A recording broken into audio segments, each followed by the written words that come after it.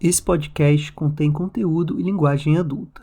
Se você tiver algum relato para compartilhar, o e-mail é receiosobscuros@gmail.com. Bom episódio.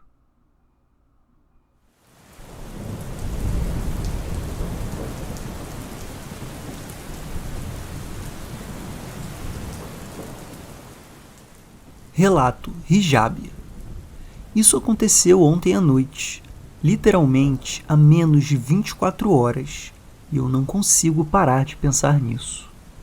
Eu tenho 26 anos, sou mulher e uso hijab. Estava sozinha numa lanchonete 24 horas em uma cidadezinha pequena, mais ou menos meia hora de distância da minha cidade. Fui até lá com o meu parceiro porque queríamos aproveitar a viagem juntos, mas ele tinha coisas para resolver que eu não ia acompanhar. Enquanto isso, fiquei sozinha na cidade, escrevendo no meu diário e tomando uma bebida quente numa mesa da lanchonete por cerca de 1h30. Para dar contexto, eu estava usando o hijab numa cidade que tem 8 igrejas e 1.800 habitantes. Eu não estava particularmente preocupada com isso, mas acho importante mencionar. Também já estava escuro quando chegamos, por volta das 6h30 da tarde. Em certo momento, um carro estacionou bem na vaga ao lado da janela da minha mesa. Eu já estava ali fazia quase 1 hora, completamente concentrada no que estava escrevendo, só parando de vez em quando para dar um gole na bebida ou estalar os dedos e alongar as mãos. Notei que o carro estava parado de frente para mim, ligado, com os faróis acesos, mas não dei muita atenção. Até ele piscar o farol alto para mim, depois de uns 5 ou 10 minutos. Olhei, achando que talvez fosse o meu parceiro me esperando do lado de fora. Não era o carro dele, então voltei a escrever. Agora eu acho que aquela piscada de farol foi um teste para ver se eu estava prestando atenção ao meu redor. Um tempo depois, percebi um cara parado entre a minha mesa e o balcão. O tipo de lugar onde alguém ficaria esperando um pedido. Mas eu nunca vi ele pegar comida, bebida, nada. Quando terminei um parágrafo e levantei o olhar, ele estava encarando mesmo, de um jeito pesado, perturbador. Ele me olhava como se eu fosse uma mancha numa calça nova, como se estivesse com raiva de mim. O rosto dele não demonstrava emoção nenhuma, mas o olhar era claramente hostil. Ele virou de costas. Eu voltei a escrever porque sabia que o meu parceiro chegaria em breve. O cara continuou ali. Eu via ele de canto de olho, virando de novo na minha direção. Depois ele se moveu para outro lado do restaurante, ficando mais próximo do meu ponto cego. É meio difícil explicar a disposição do lugar, mas tinha uma parede divisória entre o canto onde eu estava sentada e o resto do salão. Para ele me ver de longe, precisava estar mais ou menos à minha frente ou meio atrás de mim. Se ele estivesse diretamente ao meu lado, mais longe, a gente não conseguiria se ver por causa dessa divisória. Enfim, nesse ponto, ele estava mais perto da porta do que do balcão, meio atrás de mim, mas ainda dentro do meu campo de visão periférica. Quando comecei a juntar as minhas coisas, rápido porque eu não ia ficar ali para conversar com esse cara, ele começou a se mover lentamente em direção ao espaço entre a porta externa e a porta interna.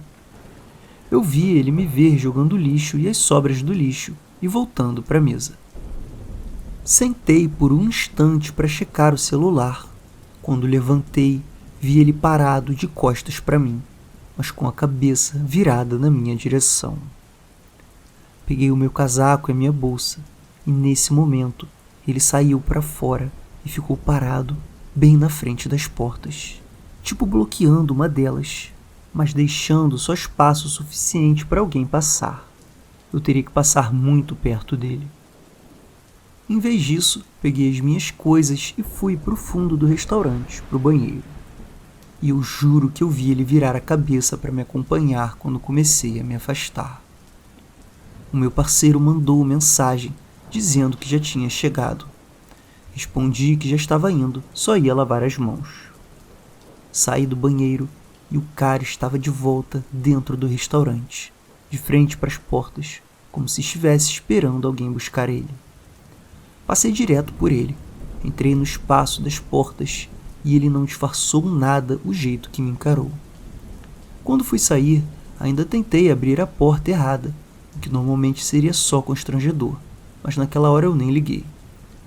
Vi ele me observando enquanto eu passava pelo carro que tinha piscado os faróis para mim, que eu tenho quase certeza que era o carro dele, e ia até o carro do meu parceiro.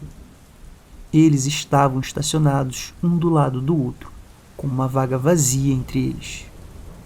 O meu parceiro tinha estacionado de ré, então, de dentro do restaurante, o cara não conseguia ver quem estava dirigindo. Só dava para ver que eu entrei no carro de outra pessoa. E ele me olhou enquanto eu abria a porta da frente, cumprimentava o meu parceiro e depois abria a porta de trás para jogar a minha bolsa e meu casaco no banco. Pela primeira vez, desde que peguei ele me encarando, eu olhei diretamente para ele enquanto entrava no carro. Ele estava olhando diretamente para mim. Saímos pela estrada e passamos de novo em frente ao restaurante. O cara ainda estava olhando. Já estava longe, não dava para ver detalhes, mas dava para ver claramente que o rosto dele estava virado na minha direção, sob o cabelo e o boné. As mãos ainda nos bolsos, como tinham estado o tempo todo. E, de novo, em nenhum momento vi ele segurando um copo, uma comida, nada. Ele só ficou ali, parado por meia hora com as mãos escondidas. 1 minuto depois, um carro alcançou a gente e começou a seguir bem de perto. Perto demais. Se a pessoa tivesse qualquer pressa, teria simplesmente ultrapassado. Em vez disso, ficou colado. Pouco depois, esse carro saiu da estrada. Então, na minha cabeça, esse cara piscou os faróis para ver o quanto eu estava alerta. Depois esperou para ver se eu sairia sozinha e entraria no meu próprio carro. Acho que tinham outros carros no estacionamento, talvez de funcionários. Ele poderia ter me interceptado com muita facilidade se outro motorista, no caso meu parceiro, não estivesse esperando no estacionamento, bem ao lado do carro que eu acredito ser o dele. Teria sido muito fácil me puxar para dentro do carro dele, já que o carro estava estacionado bem perto da porta da lanchonete. De onde ele estava parado, dentro e fora das portas, ele conseguia ver os funcionários atrás do balcão, o corredor dos banheiros, o estacionamento e a entrada da estrada. Também dava para ver se tinha mais alguém no salão, e acho que não tinha. E eu acho que talvez ele tenha seguido o carro do meu parceiro só tempo suficiente para tentar identificar o formato, tamanho e confirmar se quem estava dirigindo era um homem. Ou talvez tenha tentado ver a placa. Parece exagero, mas eu tenho 100% de certeza que esse cara era um predador. Seja lá o que ele estava pensando, eu sou extremamente grata por não ter saído sozinha. Cara, espero nunca mais te encontrar.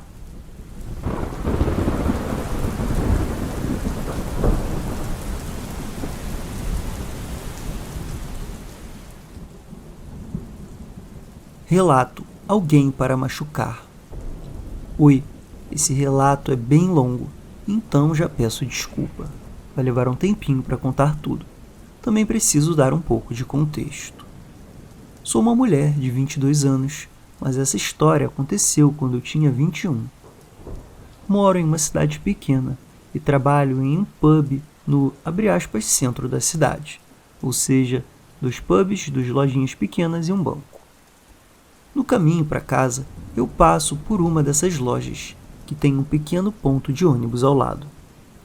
Os ônibus passam mais ou menos de hora em hora, mas nenhum roda depois das 20 horas. Depois disso, é só área residencial, e mais para o fim da rua, a minha casa. No total, do trabalho até a minha casa, dá uns 8 minutos andando. A minha cidade costuma ficar completamente morta depois das 22 horas, já que tudo fecha e eu realmente considerava o lugar relativamente seguro. Nunca tive problema em voltar sozinha para casa. Esse incidente aconteceu na noite de Ano Novo, virando o dia 1º. Por isso, os pubs ficaram abertos até mais tarde. Eu terminei o meu turno por volta de 1h30 da manhã, e eu, meu chefe, meu namorado e mais 2 colegas fomos ao pub ao lado para tomar uma bebida antes de ir embora. Era mais ou menos 2h30 da manhã quando me dei conta da hora e percebi que precisava ir para casa. O meu namorado mora do outro lado da cidade e eu não ia dormir na casa dele naquela noite. Meu chefe insistiu para me levar de carro e eu fiquei insistindo para ele ficar, porque todo mundo ainda estava se divertindo e conversando sobre o período de Natal no trabalho. O mesmo com meu namorado, ele insistiu em me acompanhar até em casa, mas eu bati o pé, dizendo que estava tudo bem, que era literalmente menos de 10 minutos de caminhada. Enfim, depois de muita insistência de todo mundo, eu disse que ia a pé. Eu gosto muito de caminhar sem fone de ouvido, fumando um cigarro, especialmente depois do trabalho, porque é realmente muito silencioso e tranquilo. Não vi nem cruzei com ninguém até chegar perto da loja. Como mencionei antes, tem um pequeno ponto de ônibus ao lado, e quando me aproximei, percebi que tinha um homem sentado no banco do ponto. Vale lembrar que já eram quase 3 horas da manhã, e até o pub onde estávamos já não estava oficialmente aberto. Só deixaram a gente entrar porque trabalhamos no outro pub. Não pensei muito no cara no começo, mas quando cheguei mais perto, percebi que eu tinha atendido ele mais cedo naquele mesmo turno. Ele levantou o olhar quando eu passei e percebi que ele estava cheirando algum tipo de droga, provavelmente cocaína usando as chaves. Eu não sabia quem ele era e ainda não sei, mas ele não parecia ameaçador, só parecia meio de boa, talvez não seja a melhor palavra. Ele fez contato visual comigo e, quando eu já estava passando pelo ponto, disse algo como: "Desculpa, querida, você tem um isqueiro para me emprestar?" Eu estava fumando enquanto caminhava, então ele sabia que eu tinha um. Eu parei e ele já começou a andar na minha direção.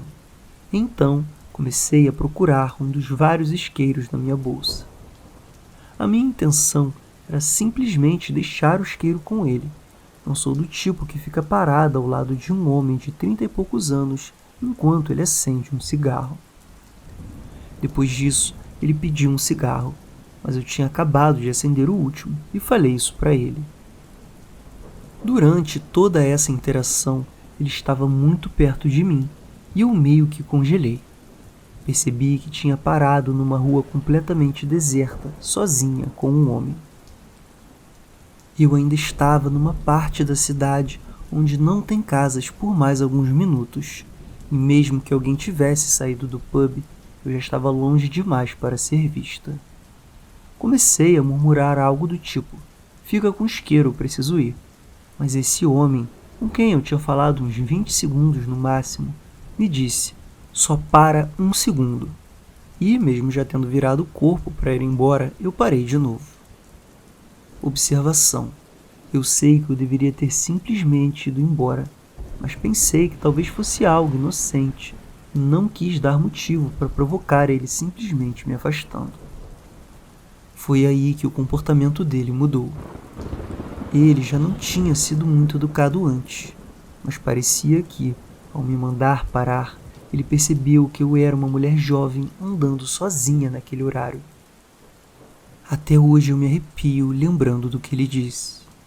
Ele me olhou de cima a baixo e falou: "Você sabe, eu tenho estado muito irritado e fiquei a noite toda esperando alguém para machucar. Você não devia andar sozinha por aqui." As minhas pernas literalmente viraram gelatina naquele momento. Eu nem sabia se o meu celular estava no bolso ou na bolsa. Olhei em volta e disse: "Eu não estou sozinha. Meu namorado está me esperando ali na esquina, já vou encontrar com ele. E sorri. Uma mentira descarada. Meu namorado ainda estava no pub e não fazia ideia do que estava acontecendo. Pensei em voltar e ir de volta para o pub, mas desisti. A minha casa era mais perto. O homem deu um sorriso de canto, como se soubesse que eu estava mentindo descaradamente, e disse que ia caminhar comigo até encontrar o meu namorado. Não tinha namorado nenhum esperando na esquina. Eu continuei dizendo que não precisava, mas ele estava literalmente colado em mim, falando sem parar sobre como eu não entendia ele, não sacava, que eu precisava andar com ele, que ele não ia machucar a mim. O tempo todo eu pensava que ele ia puxar o meu cabelo ou me derrubar no chão, e que a qualquer momento ele ia perceber que eu não tinha namorado nenhum. Acabei tirando o celular do bolso. Ele abriu direto no grupo do trabalho e eu só digitei uma mensagem dizendo que tinha um homem andando comigo, percebendo nesse momento que o meu celular estava com 2% de bateria e pensando apenas que eu queria que alguém soubesse o que estava acontecendo. Eu não tive coragem de ligar para o meu namorado e o cara começou a resmungar que eu não estava ouvindo ele. Por algum milagre, quando viramos a esquina da minha rua, esse cara não percebeu que o meu namorado não estava lá, ou percebeu, mas não disse nada. O comportamento dele piorou e ele começou a falar as coisas mais nojentas possíveis. Comentários sobre eu ser uma garota jovem e bonita. Aposto que seu namorado não sabe como lidar com você. O tempo todo eu não falava nada, só acelerava o passo e checava o celular discretamente. Percebi que ele ia acabar descobrindo onde eu morava, então pensei, vou ter que fingir que uma dessas casas é a minha, senão vou levar esse cara direto até minha casa de verdade, onde o meu pai estaria dormindo no fundo sem saber de nada. Todas as casas da rua tinham um pequeno portão e um caminho até a porta, então escolhi uma casa com a luz acesa e abri o portão. Virei para ele e disse, é aqui. Tchau, obrigado por me acompanhar, fechando o portão atrás de mim. Corri até que enfiei a minha chave na fechadura, que não era minha, rezando para que ele fosse embora e não ficasse esperando eu entrar. Felizmente ele não ficou. Começou a cambalear na direção oposta, descendo a rua e se afastando da minha casa de verdade. No que eu achei ser a minha única chance, abri o portão e saí correndo para casa. Ele percebeu imediatamente o que eu estava fazendo e começou a andar na minha direção. Quando cheguei na minha casa, ele ou não conseguiu me alcançar a tempo ou desistiu. Quando coloquei a chave na porta, percebi que o meu pai tinha deixado a chave dele do lado de dentro, ou seja, eu estava trancada para fora. Peguei o celular e vi que ele tinha descarregado enquanto a gente caminhava. Então comecei a bater na porta até o meu pai abrir, depois de alguns minutos. E foi isso. Foi absolutamente aterrorizante. Nunca mais voltei sozinha para casa desde então, e o meu namorado ficou arrasado por não ter insistido mais em me acompanhar. Felizmente estou bem, e nada físico aconteceu comigo. Então, o cara aleatório que me acompanhou até em casa e disse que estava procurando alguém para machucar a noite inteira, espero nunca mais te encontrar.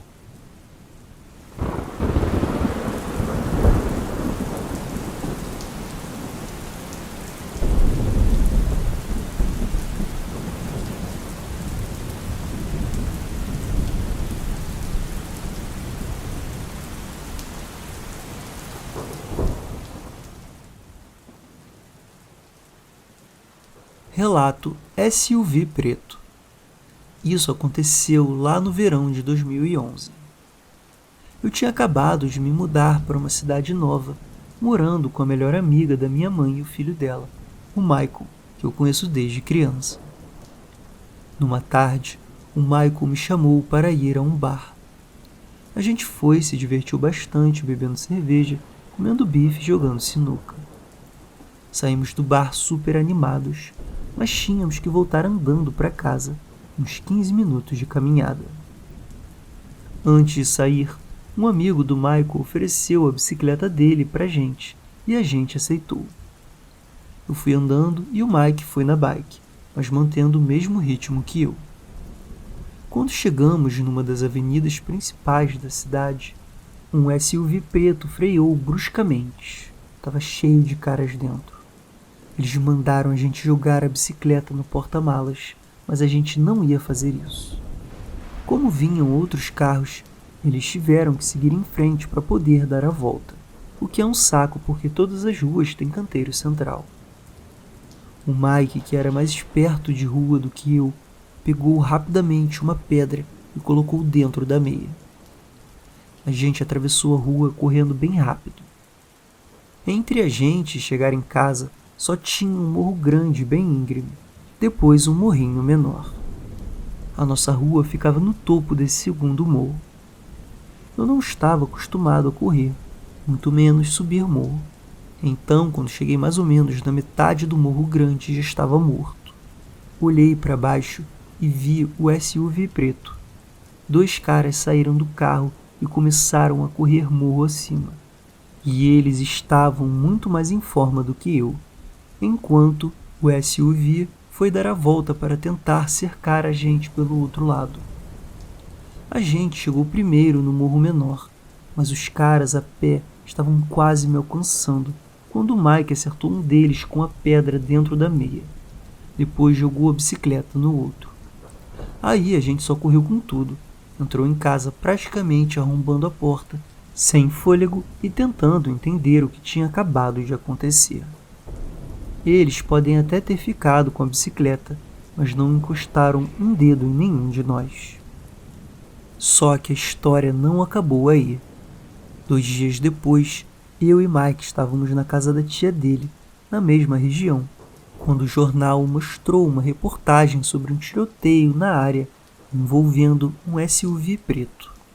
Foi a última vez que ouvimos qualquer coisa sobre isso. E naquela mesma noite, o Mike ligou para o dono da bicicleta para contar o que tinha acontecido. Ele não ficou chateado com a bike, só ficou feliz que a gente estava bem. Então, caras que nos perseguiam por causa de uma bicicleta de merda, espero nunca mais encontrar vocês.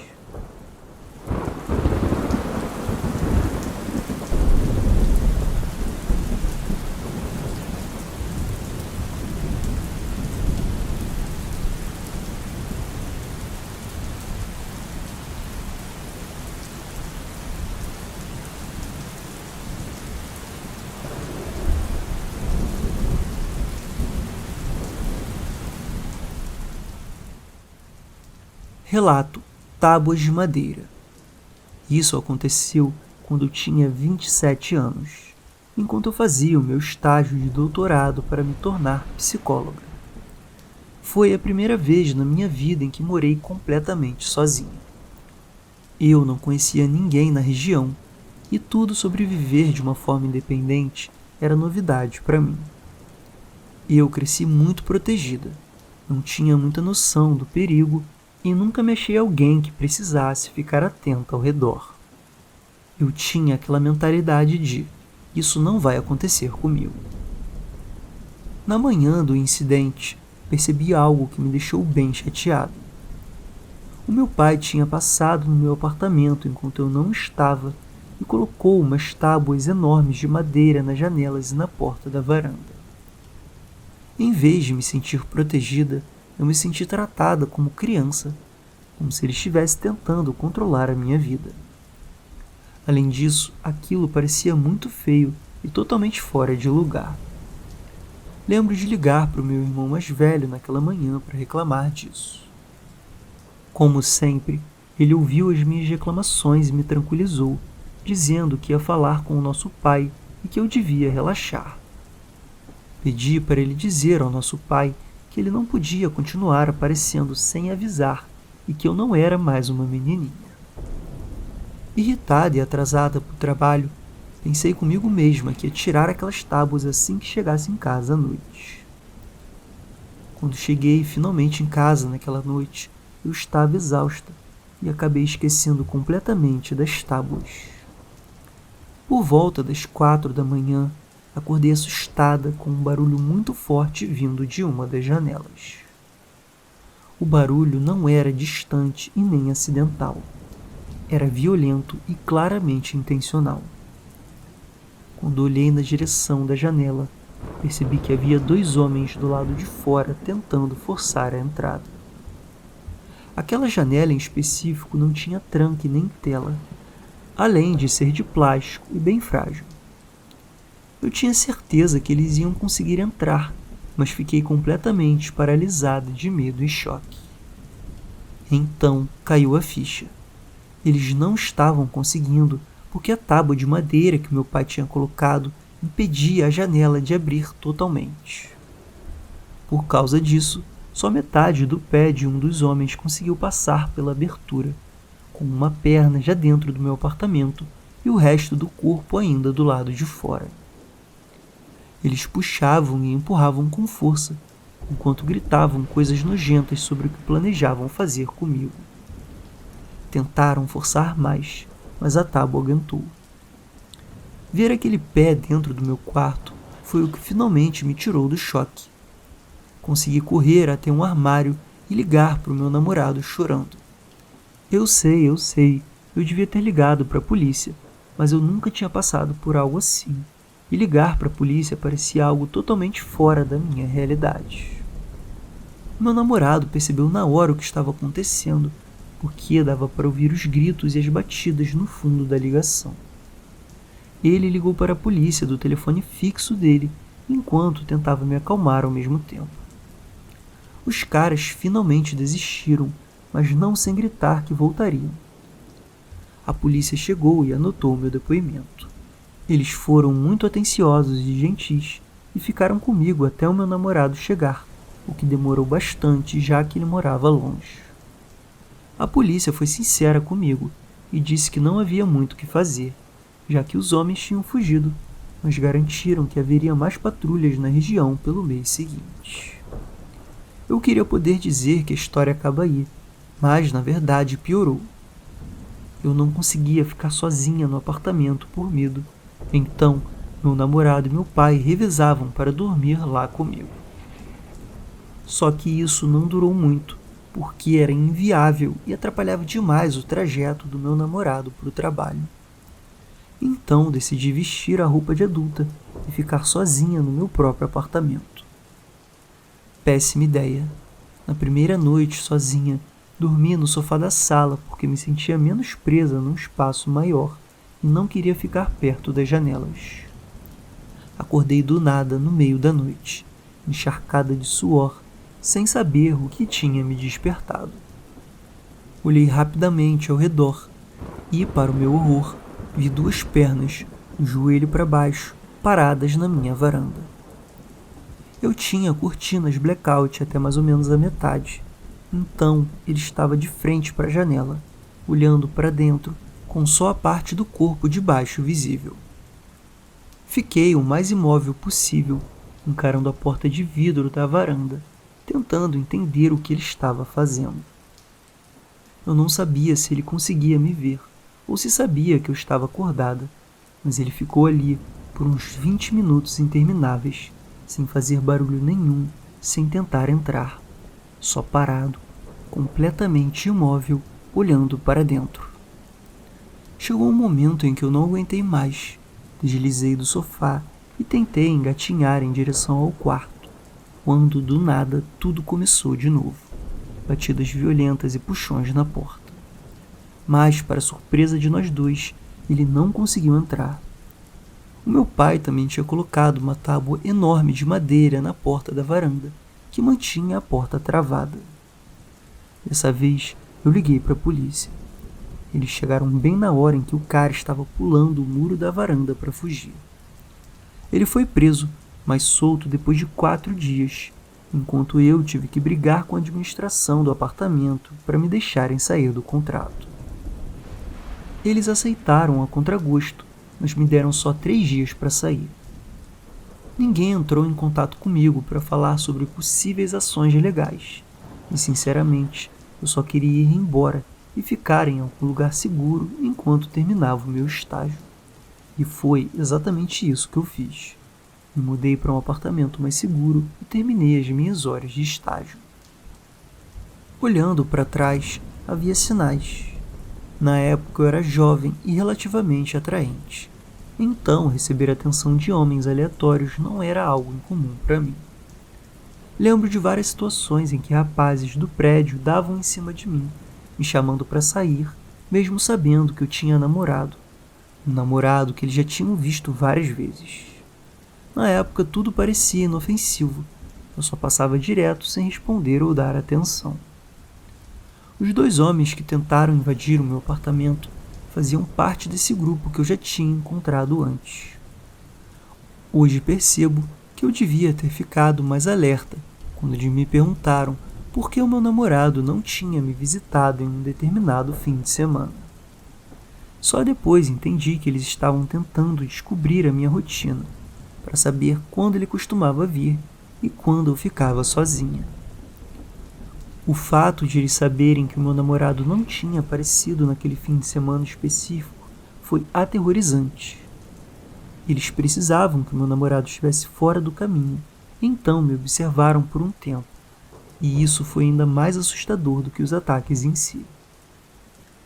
Por outro lado, isso me fez ganhar muito mais respeito e admiração pelo meu pai e pelos pais em geral.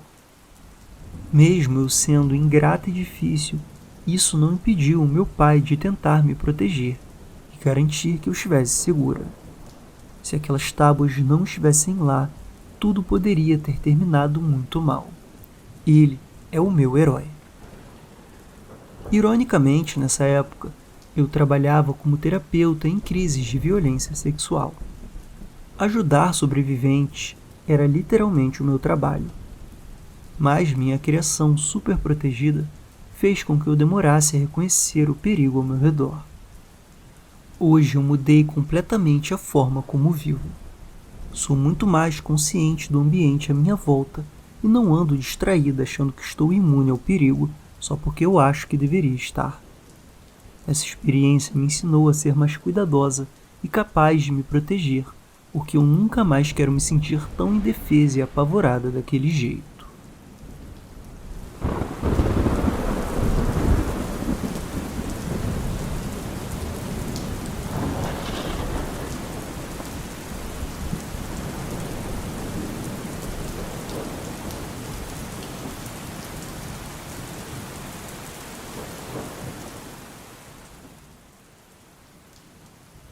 Relato: agora eu pago o estacionamento. Eu nem sempre tomei as melhores decisões. Posso ser meio impulsiva, impaciente e, acima de tudo, mão de vaca.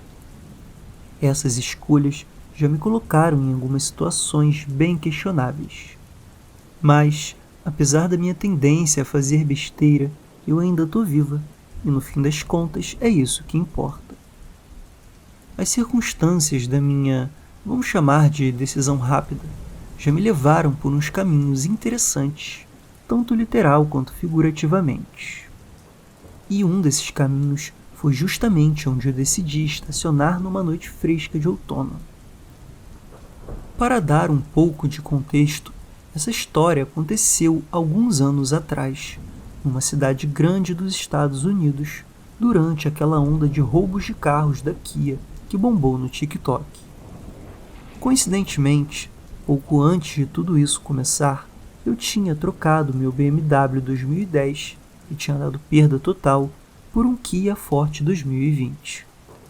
Cerca de 2 semanas depois da troca, cabos USB viraram praticamente ferramentas de crime para roubar exatamente o meu carro.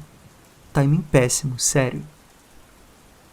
Eu estava na faculdade, morando com algumas meninas, e eu e uma das minhas roommates estávamos desesperadas por uma noite fora. Um restaurante novo, bem popular e casual, tinha aberto em outra parte da cidade. Como eu era a única com carro e o transporte público até lá era péssimo, eu levei uma das minhas roommates e uma amiga, todas mulheres, começo dos 20 anos, até a região do restaurante. Ainda estava claro, mas o trânsito tinha sido horrível e a gente já estava morrendo de fome. Quando percebi que os estacionamentos estavam lotados, decidi simplesmente procurar uma vaga numa rua lateral. Para contextualizar melhor, nessa cidade tem lugares que vão de super chique para ferrou, em questão de uma quadra. E eu estacionei bem nessa linha tênue. Parei em frente a uma fileira de casas geminadas mais antigas, a alguns quarteirões do restaurante. Brinquei com as meninas, dizendo que devia lembrar daquele lugar da próxima vez, já que era estacionamento grátis. Spoiler, nunca mais estacionei lá. Tinha alguns policiais mais abaixo na rua, com as luzes ligadas, mas isso não era algo tão fora do normal. Tranquei o carro e seguimos rumo à comida, achando que voltaríamos em menos de 1 hora, e antes de escurecer totalmente. A piada foi com a nossa cara. A fila dava volta no quarteirão. Então, o que era para ser um jantar rápido virou uma espera de 3 horas para uma comida mediana e bem gordurosa. Quando estávamos voltando, já estava completamente escuro, e as multidões que vimos na ida praticamente tinham sumido quando nos afastamos do restaurante. Foi aí que percebi o erro do estacionamento, quando um homem visivelmente chapado começou a nos seguir. Ele gritava algo incompreensível, mas as drogas deixavam ele bem descoordenado. Então, aceleramos o passo e conseguimos abrir uma boa distância. Quando perdemos ele de vista, o clima até melhorou. A terceira garota que estava com a gente aparentemente nem tinha percebido o que estava acontecendo e ficou super confusa com o fato de termos quase começado a correr. Sinceramente, fico até feliz que esse cara tenha aparecido, porque isso nos deixou mais alertas para o que viria depois. O ciclista. Nenhuma de nós reparou nele de imediato. Era um cara magro, jovem, sem capacete e vestido todo de preto, inclusive com uma mochila preta. Ele estava em pé nos pedais da bicicleta, olhando reto para frente. Mas isso não foi o mais estranho. O que realmente chamou a atenção foi que o ciclista começou a fazer círculos grandes ao nosso redor. Não sei dizer exatamente quando isso começou, ou quando caiu a ficha de que era o mesmo cara passando várias vezes. Mas, aos poucos, conforme nos aproximávamos do meu carro, os círculos foram ficando cada vez menores, quase como se ele estivesse nos encurralando. Aquilo não era um drogado perdido ou bêbado qualquer, era algo calculado. Viramos a rua onde o meu carro estava estacionado e, com a chegada da noite e a clara falta de iluminação pública, o bairro deixou de parecer apenas velho e passou a parecer abandonado. O meu carro já estava à vista e as brincadeiras tinham acabado fazia tempo. Andávamos juntas o mais rápido possível em direção ao carro. Eu já estava com a chave na mão, pronta para apertar o botão de destravar e correr o resto do caminho. Na minha cabeça, o plano era simples: chegar ao carro antes que os círculos ficassem ainda menores. Mas aí, espera. O que foi aquilo que se mexeu ao lado do meu carro? Eu não conseguia ver exatamente o que era, mas na pouca luz de uma lâmpada da varanda próxima, dava para perceber que tinha alguém ali. Pensando rápido, movi o dedo para o botão de travar, sabendo que isso faria o carro piscar as luzes e buzinar. Foi o suficiente. Um homem de quase 1,80 e cerca de 90 quilos, vestido todo de preto, se levantou de repente do lado do passageiro do meu carro e começou a correr em direção a uma casa próxima. Mas ele não estava sozinho. Tinha outro homem, também grande, esperando por ele na varanda. Ao mesmo tempo, o ciclista parou de nos rodear e, no meio de vários gritos, nós começamos a correr em direção ao carro. Eu não sabia que o meu Kia conseguia fazer uma curva tão fechada, mas a manobra em U que fiz saindo daquela vaga paralela com minhas amigas gritando vai, vai, vai, deve ter sido o auge da minha carreira como motorista. Na hora, ficamos criando teorias sobre o que aqueles caras queriam. Nossas bolsas, algo no meu carro, a gente, com toda certeza não eram as sobras de comida. O que teria acontecido se fossem só duas de nós, ou se eu estivesse sozinha? Naquela noite, revirei o carro inteiro procurando qualquer sinal de que ele pudesse estar sendo rastreado. Não encontrei nada. Olhando para trás, acho muito provável que eles estivessem tentando roubar o meu carro, ou, talvez mais provável ainda, os meus pneus. Mas isso não explica totalmente porque um deles estava do lado do passageiro ou porque o ciclista estava nos cercando. Talvez eles tenham nos visto sair do carro e ficaram nos observando a noite toda. Eu não sei e sinceramente nem quero saber. Mas de uma coisa eu tenho certeza: para a pessoa agachada ao lado do meu carro, espero nunca mais te encontrar.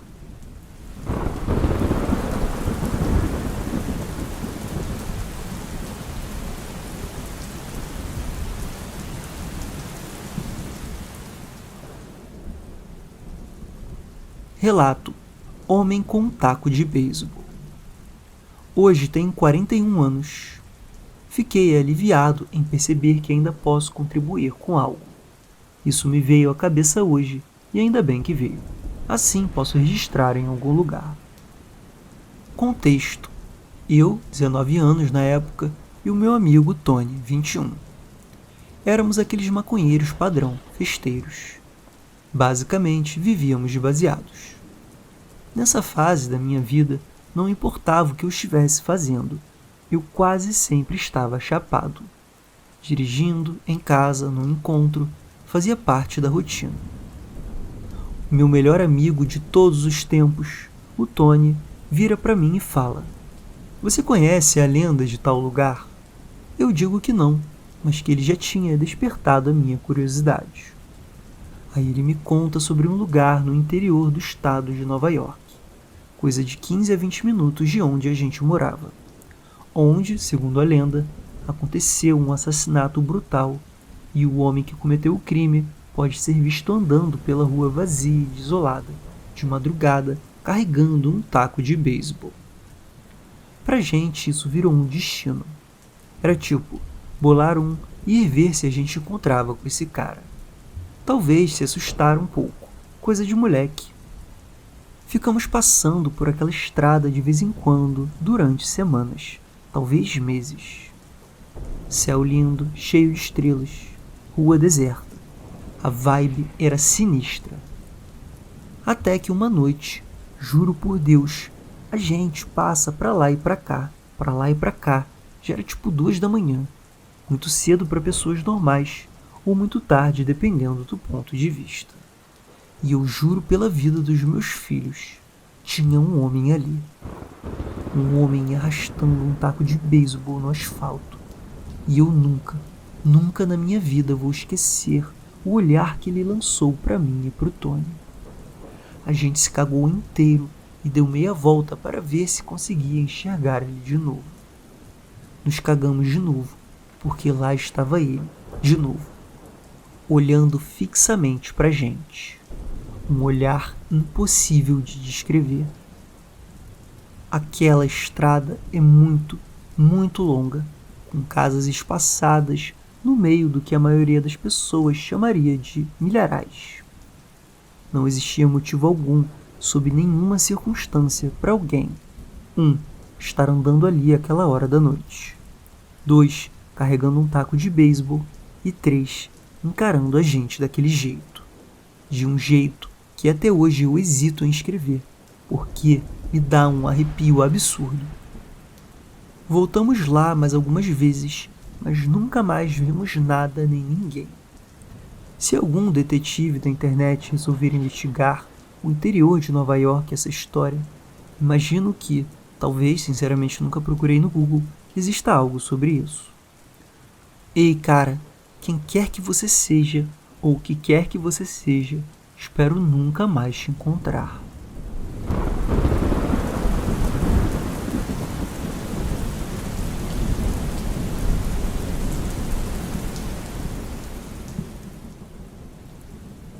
Relato quando as aparências enganam.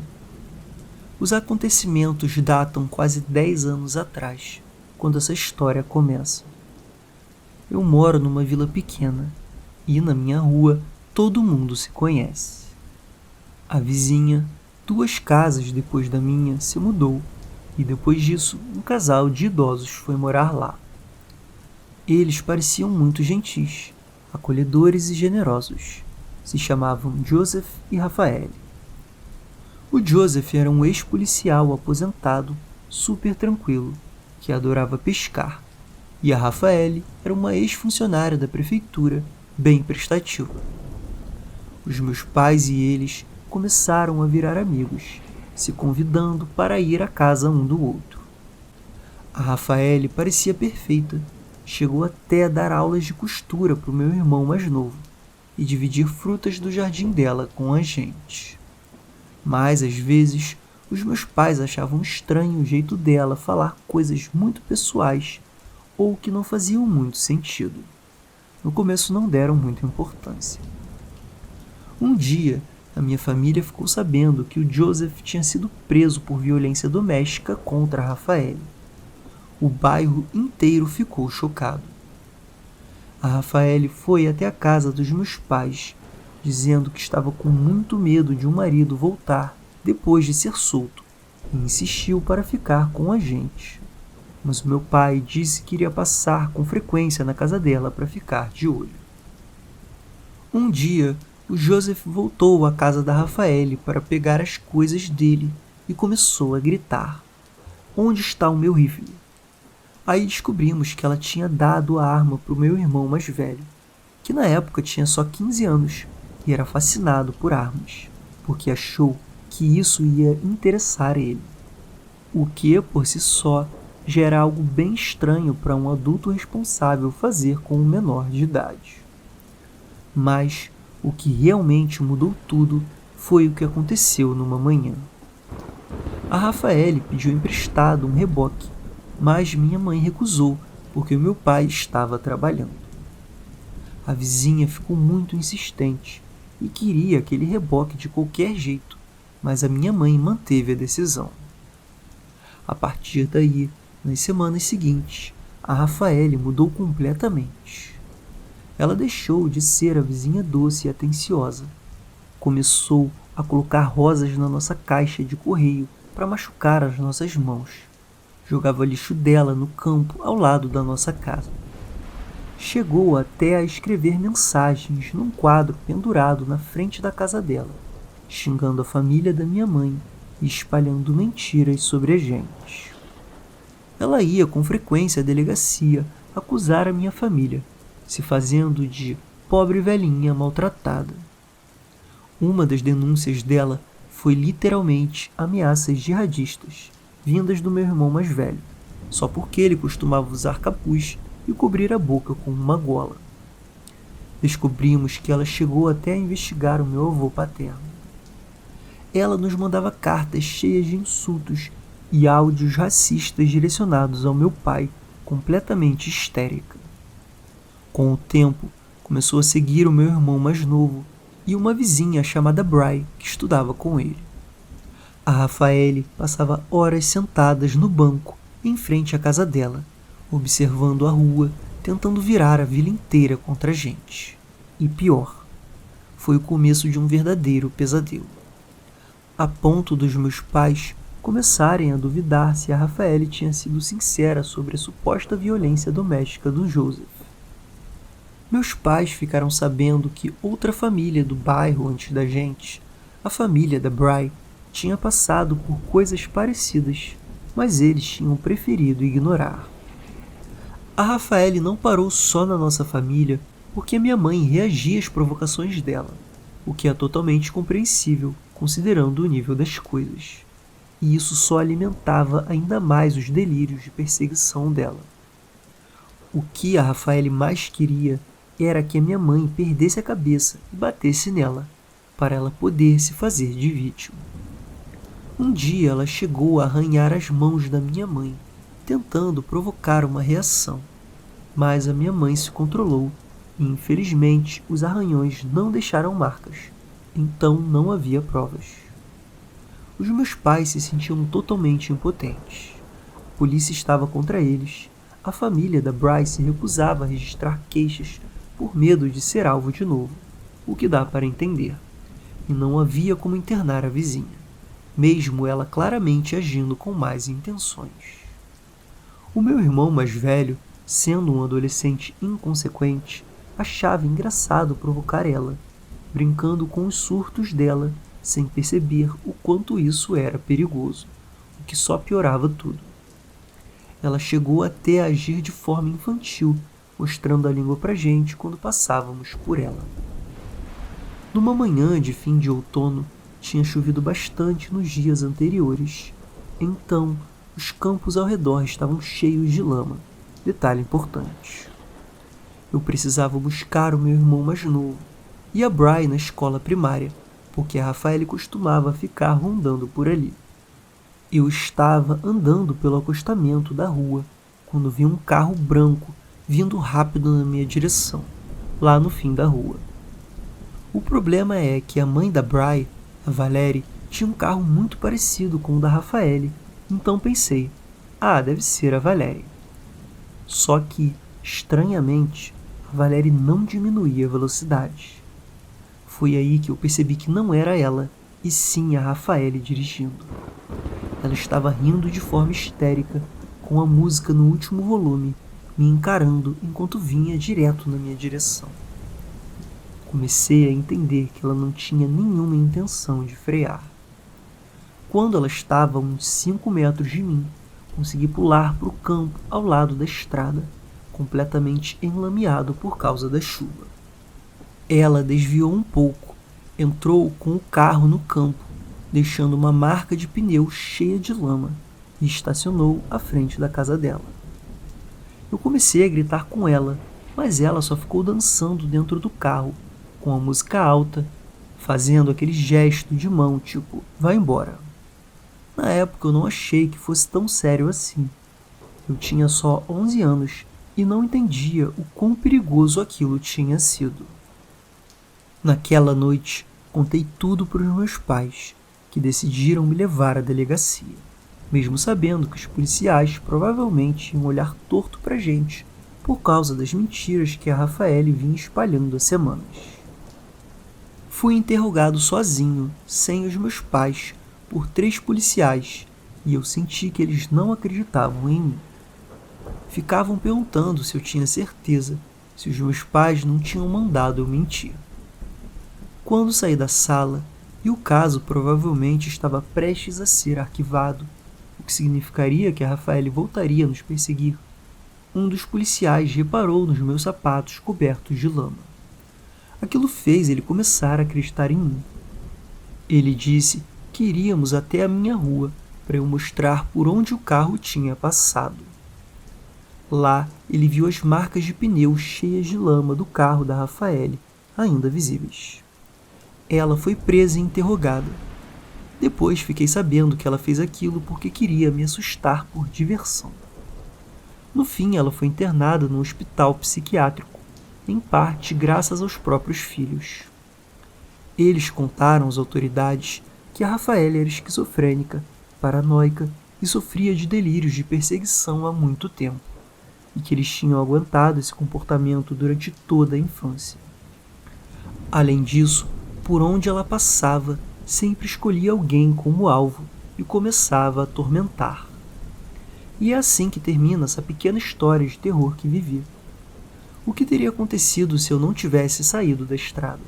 Será que ela teria freado? E se esse episódio com o carro não tivesse dado errado e levado à internação dela? Até onde isso teria ido? Nunca vamos saber, e ainda bem.